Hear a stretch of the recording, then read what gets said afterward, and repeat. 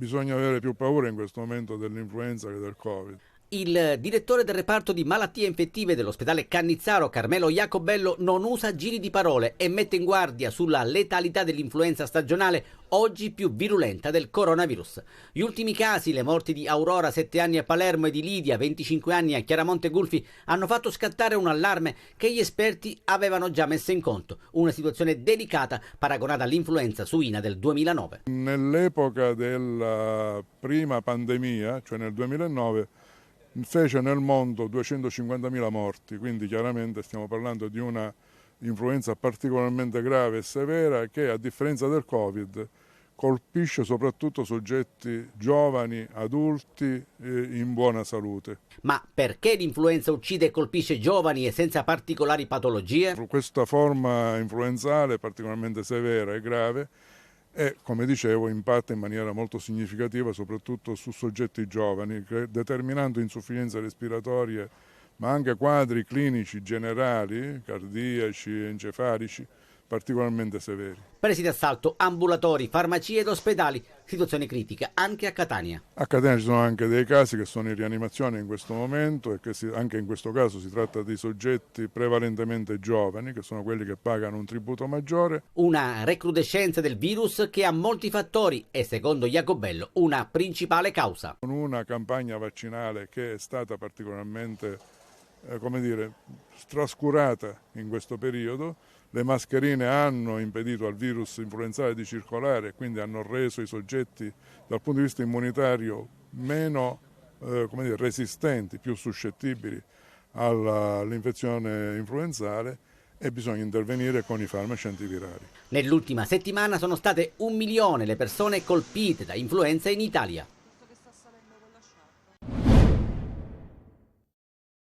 In 10 anni aveva messo su una rete di aziende che, come scatole cinesi, gli avevano garantito evasioni tributarie dell'IVA per milioni di euro. Non solo. L'evidente sproporzione tra i redditi dichiarati e quelli effettivi, per più di 2 milioni di euro, hanno permesso ai finanzieri di Catania la confisca dei beni all'imprenditore, leader nel settore dell'importazione e rivendita di carne a Palagonia nel catanese.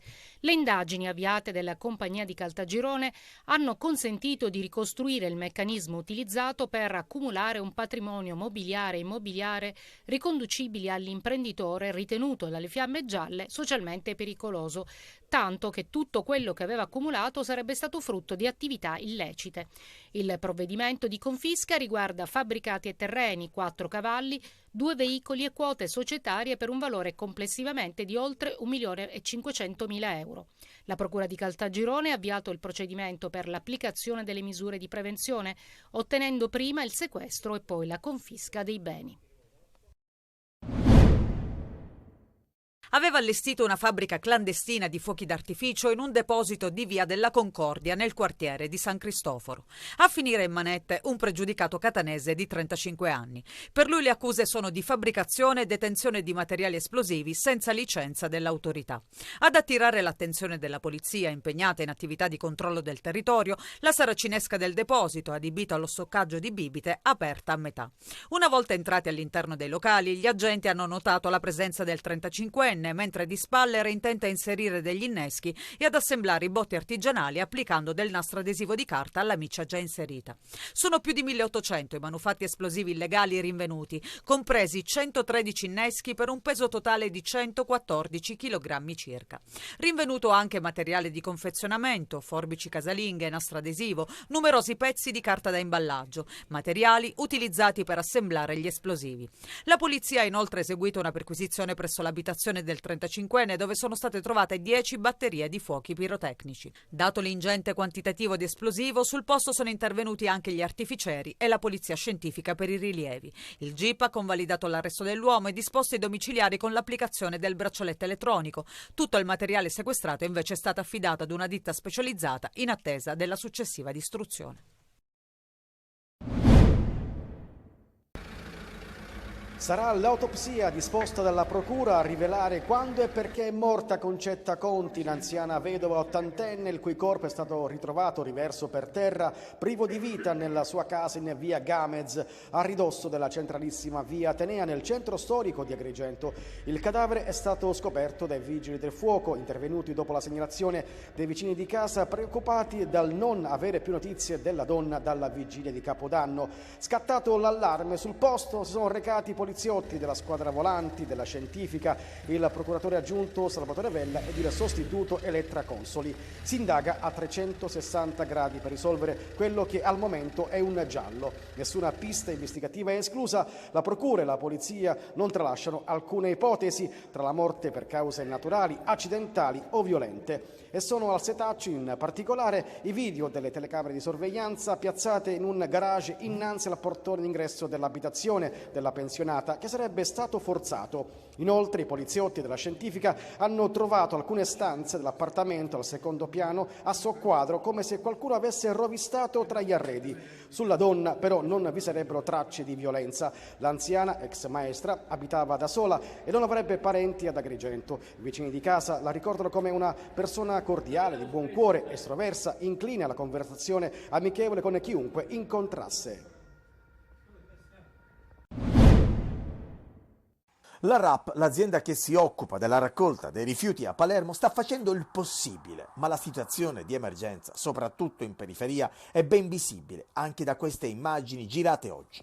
Le feste hanno ancora una volta scoperchiato un problema atavico dell'azienda partecipata e a sua volta della città di Palermo. Mezzi guasti e personale ridotto. La RAP, nonostante gli sforzi, non riesce a ripulire tutti i quartieri della città e così oggi la situazione in determinate aree urbane è questa qui.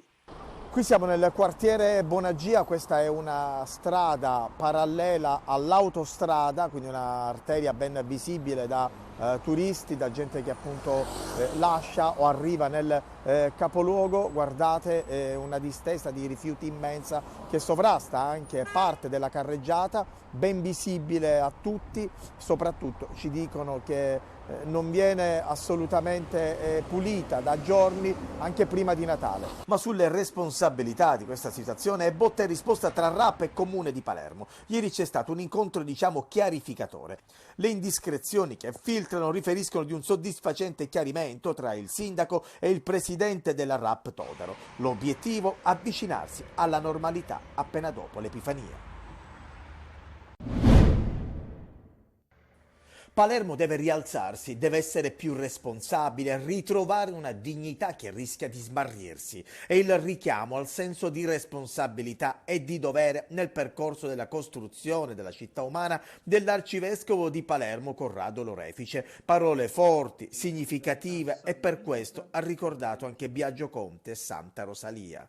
Il giubileo rosaliano nel quarto centenario del ritrovamento del corpo della nostra Santuzza, come ho avuto già modo di dire, lungi dall'essere una mera commemorazione o solamente un complesso di manifestazioni civili e religiose, è una preziosa opportunità di rinnovamento spirituale e umano per l'intera città.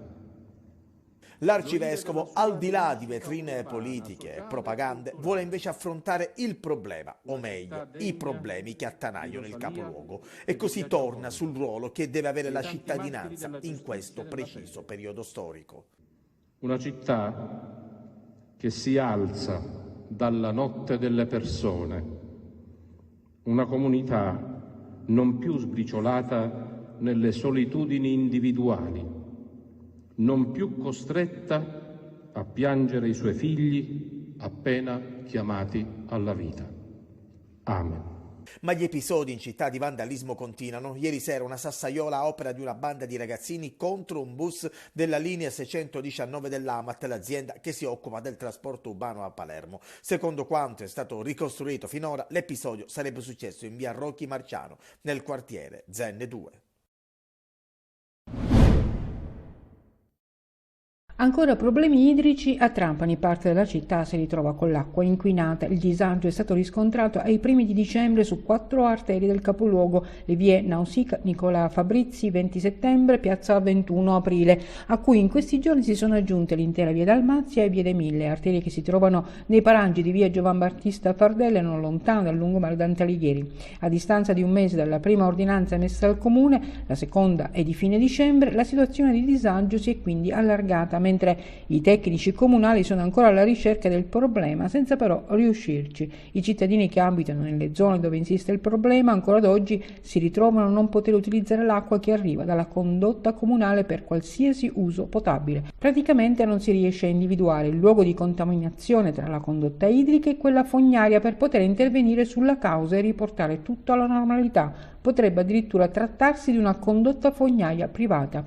Ad oggi ogni intervento messo in atto non ha risolto il problema. Gli esami di laboratorio continuano però a confermare l'esistenza di valori non conformi alla legge. L'emergenza acqua a Messina non conosce feste, diverse zone della città sono rimaste senza acqua anche alla vigilia di Capodanno, disagi idrici, in tante altre, anche se la situazione oggi sta tornando alla normalità. Ma quello dell'acqua a Messina è un problema che ha dimostrato ancora di più la necessità degli interventi sulla rete idrica. A cavallo di Capodanno a scontare i disagi maggiori sono state le zone del centro e nord della città, con Amam che ha messo in campo le autobotti. Il nodo è quello dell'approvvigionamento, fanno sapere alla società.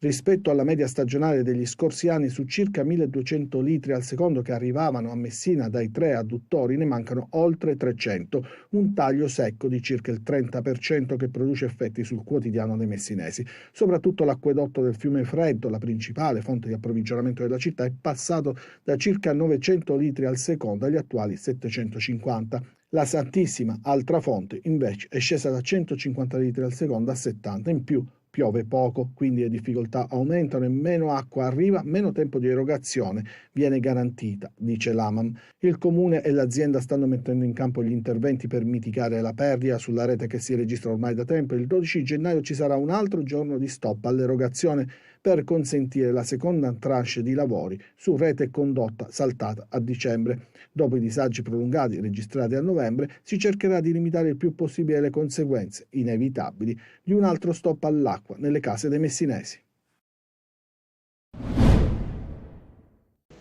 La rigenerazione delle città parte dalla strada, o meglio dalla street art, da piazza Grenoble a via Canfora, da viale Vittorio Veneto alla fermata della metropolitana di Nesima.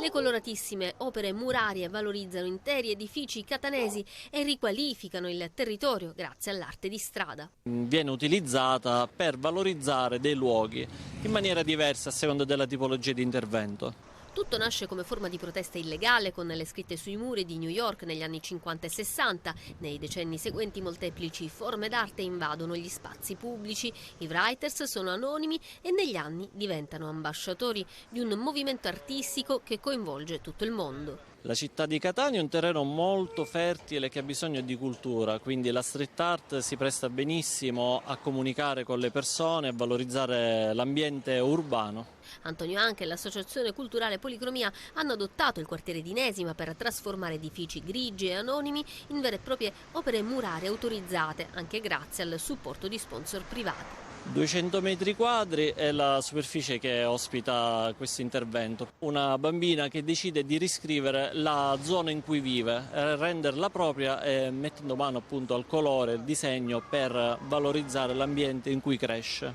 La street art viene utilizzata anche per sensibilizzare riguardo ad un tema sociale. Vediamo anche una sorta di Medusa moderna. Sì, questa è un'immagine, un segnale che vogliamo dare perché in un periodo in cui si parla tanto di femminicidio, quindi Medusa taglia la testa a Perseo, per cui lo porta con sé, decide di ribellarsi in maniera attiva per cambiare il suo destino.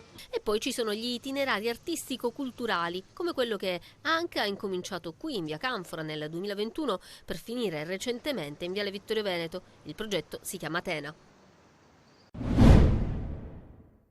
Ad Aci Sant'Antonio il Catania prepara la partita di Crotone, avvio non facile di un 2024 che ci si aspetta possa rappresentare un rilancio dopo la prima parte di campionato caratterizzata da troppi inciampi. Il 4-0 di Benevento potrebbe aver rappresentato un segnale, così come lo sono i volti nuovi che sono già pronti a rinforzare l'organico. Emanuele Cicerelli, 29enne, alla sinistra, ex Regina Salernitana nel Lazio, pronta a innestare il turbo da quella parte del campo. Stesso discorso per Nana Welbeck, altro 29enne, centrocampista centrale. Il ghanese ha già giocato il rosso-azzurro nel biennio tra il 2019 e il 2021, poi è andato al Catanzaro con cui ha conquistato la promozione dalla C alla B.